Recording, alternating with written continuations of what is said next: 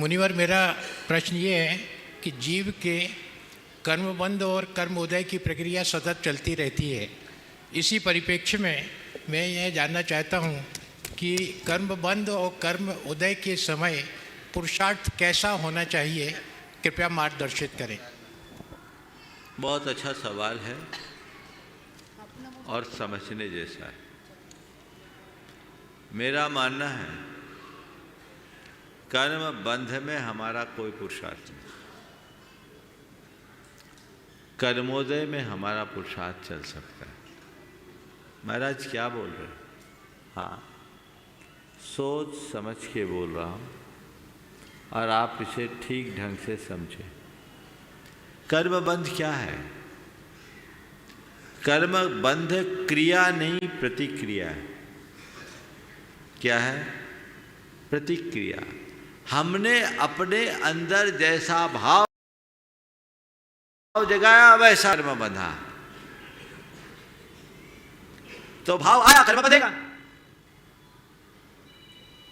तो कर्म बंध में हमारा जोर चलेगा ही नहीं, क्योंकि भाव आ गया तो कर्म बंधना ही है।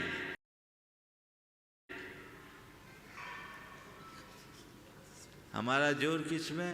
कर्म के उदय में। कि कर्म का कैसा भी तीव्र उदय क्यों ना आए, अपने परिणाम को संभालो, कर्म बंध अपने आप रुक जाएगा।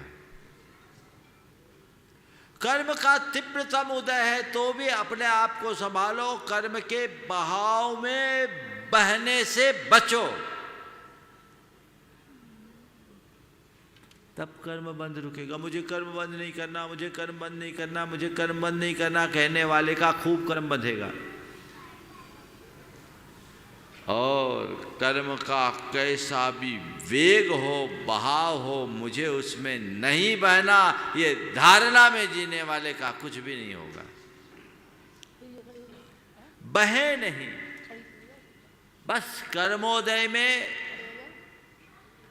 अपना पुरुषार्थ जगाए, ताकि हम कर्म के ज्ञाता बने, भोगता नहीं।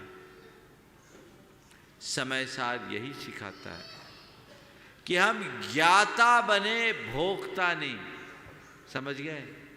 पुग्गल कम्मम कोहो तस विवागो दवो हवदि एसो नहु एस मज्ज भावो जानक भावो अहमिको।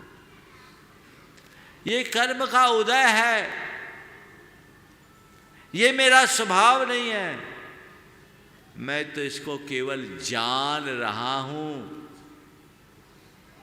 यही हमारा पुरुषार्थ है।